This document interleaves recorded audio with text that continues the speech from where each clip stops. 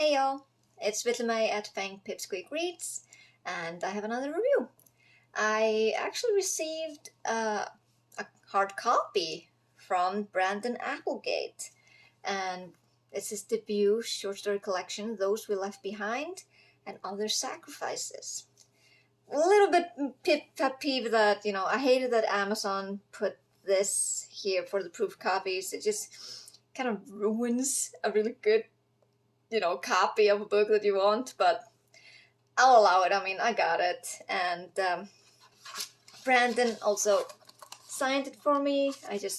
I love signed copies. They're so fun. So what do you expect from this short story collection?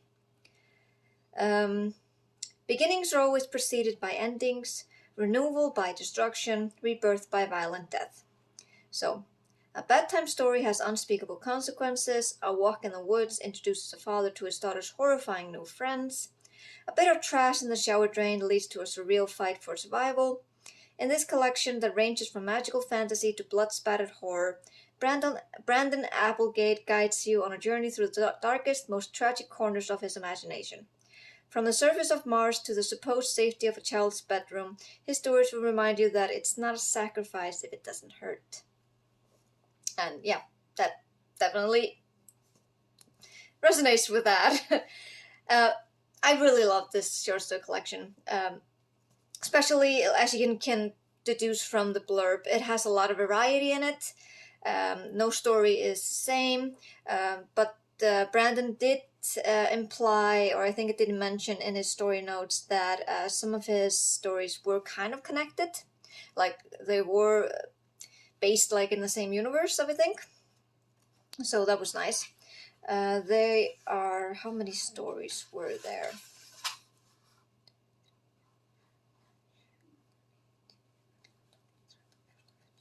So there's 16 stories in this, and I really enjoyed all of them.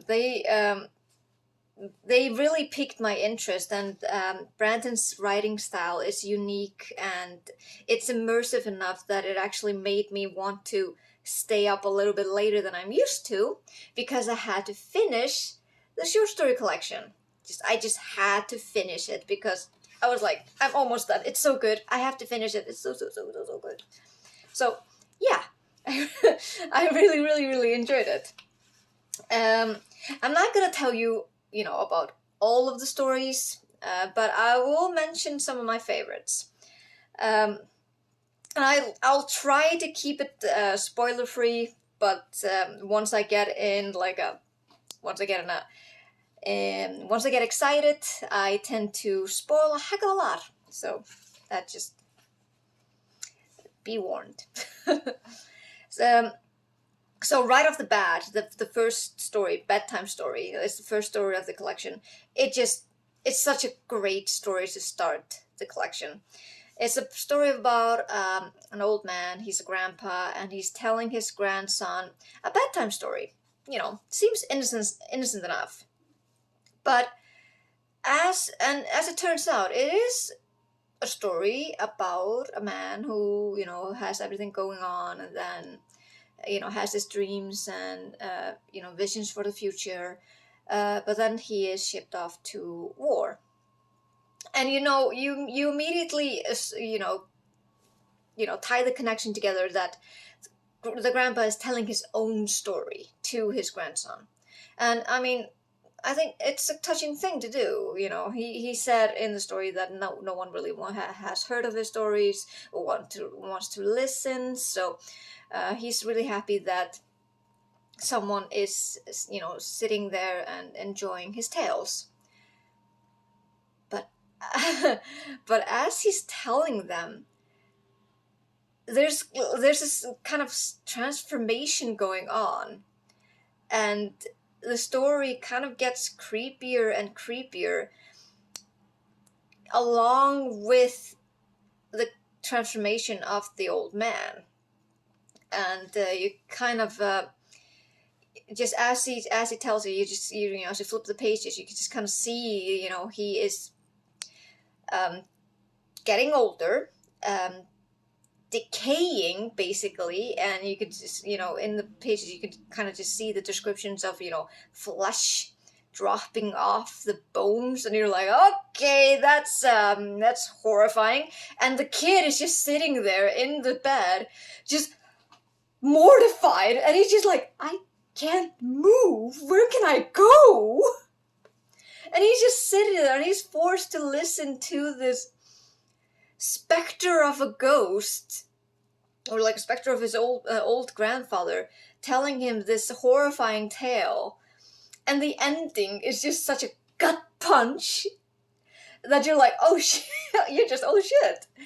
You kind of had I had a sneaking feeling that this would happen, but at the same time, how he delivered it, it was just like, ouch, damn, that's a hell of a way to start a short story collection. So I really liked that one. Which one did I also like? I also loved Tea Party. It's a story about a father, like it was described in a blurb, who is taken to the woods by his daughter because she wants to show him her new friends. And it's just a little girl. I think she's about 8 or 9 or something like that. And he's doing everything he can. He's a single father. I think if I remember correctly, I think the mother died or left or something like that. So he's been the one, raising the daughter all alone, and he's been trying to do his best, but kind of failing in establishing a connection with his daughter. And then as they further go into the woods, he starts noticing that she's, kind of speaking all over the place. And he's like, oh, that's so sweet. She probably just has like an imaginary friend or something like that. And, he just nods along because, he used to have who didn't have an imaginary friend when they were little? Well, I didn't, but oh well. And then he kind of hears this kind of buzzing around, and he just, swats his hand, and his daughter is horrified, and she screams that he has killed one of her friends. And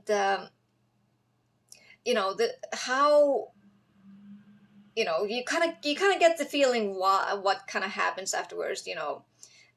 She doesn't forgive him for what he did, and she wants revenge, and she kind of sicks her new friends on him, which happen to be fae folk, fairies.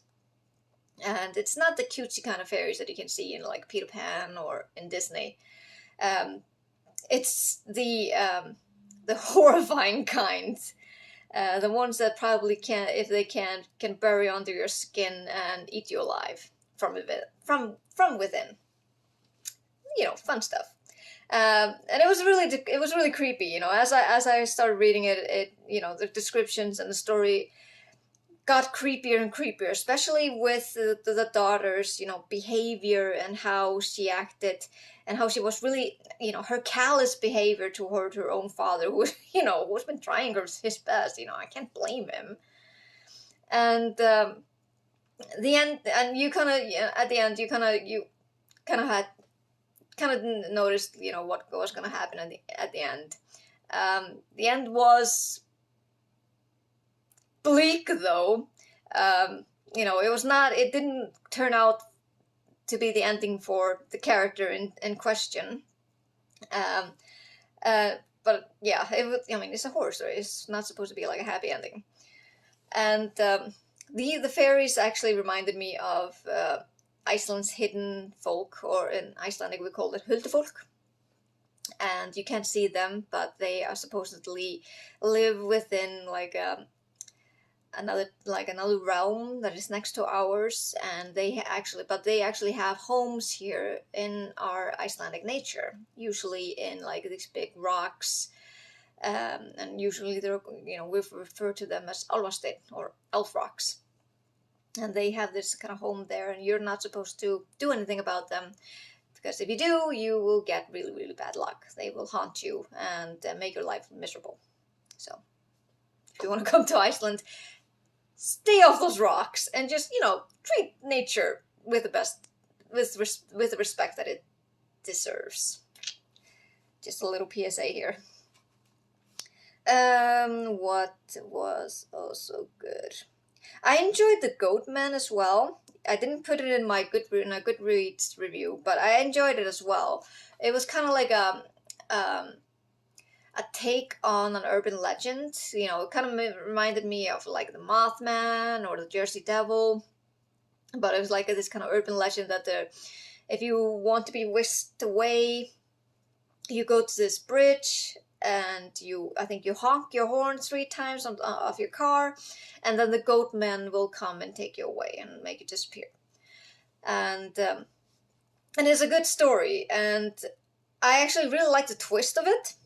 And like I said, I'm not gonna spoil it, but the twist was really good, and it kind of reminded me of like an X-File episode or Twilight Zone episode. So it was really good. Elevator was also it was just like a short almost like a flash fiction piece.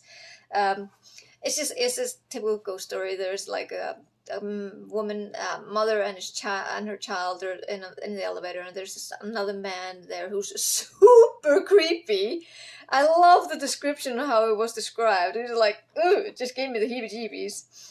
And afterwards, they go out, and the guy go out of the elevator, and she was like, "Did you see that man?" And he's like, "Yep." And she's like, "How long have you been seeing him?" And he's like, "All the time." And he's like, "Oh, it's a fucking..." Yeah, it's a ghost. So it's a typical ghost story, but I enjoyed that one. So the other one that I liked was called The Open Mouth, and it's also kind of a short story. It's not as long as the other ones. I did enjoy that one. It was, it includes a baby in this horror story, and I just love it when there are babies in horror stories. They're always creepy. It's always gonna be creepy, no matter what you put it. Like, they're supposed to be cute and cuddly, but in horror stories, no, they're creepy. They're always creepy. And Brandon did deliver on the creepy part with that. It's just, yeah, the ending made me like, cringe and horror, and actually reminded me of a story that I had written that also included kind of a baby. So I don't know if he had like a inspiration towards Icelandic folklore, but it was kind of it felt like I was like, it just went on like a whole new level for me though. But it was good. I recommend that one. I also really enjoyed The Last Days of the Old Man, especially because it wasn't horror story. It was more like the introduction to modern urban fantasy, or like a young adult urban fantasy. It's like about basically, a young man works in a bookshop with an older man, mentor type, and he gets like a book or like a notebook from what it was supposed to be his novel or something like that, or his stories, and he reads it and then gains this kind of knowledge about otherworldly stuff. Has to do with magic and like dragons and everything. And then he discovers that someone is after the old man, and when he comes to search for him, the big baddie basically finds him, and they have this kind of magic showdown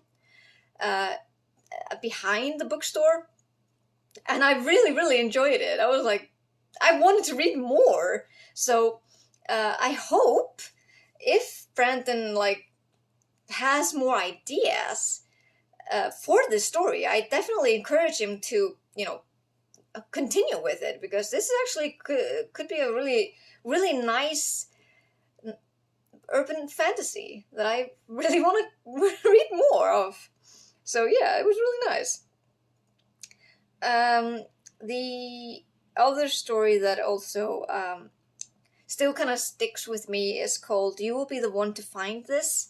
That was a heartbreaking story. I felt like this could have been labeled as like a grief horror. it's about a man whose mother has recently passed, and he's going over his over her stuff, and like it's filled with a lot of crap and everything, and he's like, "Ugh, I have to take care of all of this," and, then he finds stuff like letters and stuff from his dad, from his dad to his mother, and you see all of this nostalgia, and he kind of also finds this kind of conch. I think it's called a conch. I'm not sure how it's pronounced, but it's like the one that you put in your ear that you find by the sea, like a shell.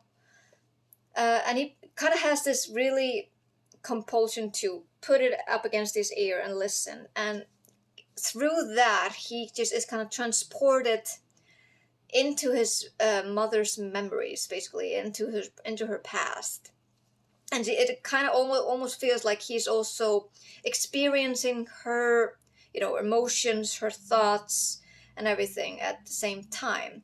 And it was just, yeah, it was really nice. I usually don't like, flashbacks in stories, but I think this was delivered really well. And especially, with the source topic and, how the story evolved, it was really, really nice. And, it was just heartbreaking as well. It's just, yeah, like I said, this is a story that kind of, I felt like I really related to the mother, and it was just really, really sweet. And, sad at the end, of course. And the last story was, of course, also a really good one. It is the title of the short story collection, Those We Left Behind. It's kind of a sci-fi horror. I kind of had it reminded me of Life, the sci-fi horror movie, in which they are, it's about a guy, like a colony that has already been settled on Mars, and they're trying to, establish a settlement there. But then some weird things start to happen, and the main character, he starts seeing his brother outside of the settlement, where there's no oxygen, and he just finds it really weird, and doesn't understand what's happening, and suddenly he realizes that it hasn't been happening to him, just him. It has been happening to other people as well. And soon, him and another guy, they decide to, take matters into their own hands and investigate what was happening, because those people that they keep seeing shouldn't be there at all. And so they go outside and do a little bit exploring. Then they discover the horror that is behind it. And again, it ended on a bleak terms, of course, but this is horror. What do you expect? But I really liked how it was portrayed, because it plays with a feeling of isolation, and you're there and there's no one there to help you. And I can definitely imagine people, if they're going on this kind of mission, they, if you're not safe of mind, these kind of things will haunt you. So I think that was really played well on how it was delivered, for being like that, but then at the end it was portrayed as something completely different that kind of played on that fact, if you know what I mean. Like I said, it's hard to not go into spoilers, but I'm trying, so it's not. Hopefully, didn't have many spoilers, but yeah, I really, really, really love this short story collection. Brandon Applegate is a fantastic writer. I really enjoyed all of his stories, and I'm giving it 5 out of 5 stars. Not usually it's not typical what I do, but I'm just so proud of him for this debut short story collection. I really can't wait to see what else he has in stores. So you should definitely pick up a copy of Those We Left Behind and Other Sacrifices by Brandon Applegate. I will leave the link of the Amazon link in my captions, so you can definitely find a copy there, and you should probably try to get it before Christmas, because it's not a huge book. The stories are easily read. It's not like it does not have any really complicated languages or like a overly flowery prose. It's just really, it just gets to the point and has some, but still has, you know, these kind of vivid imagination that is within the stories. So I really enjoyed it. So you should definitely get a copy. So yeah, I think that's it for today. I don't know if I will be able to do another review before Christmas. I am trying. I don't know which. I received my contribution copy of Wear Tales and a shifter anthology. So I might go dive into that one and try to do a review before the holidays. But if not, I wish you all a happy holidays, and I hope you guys are staying safe. These are still uncertain times, so I hope you guys are well and safe, and I just hope for the best for all of you. I'll see you later. Bye.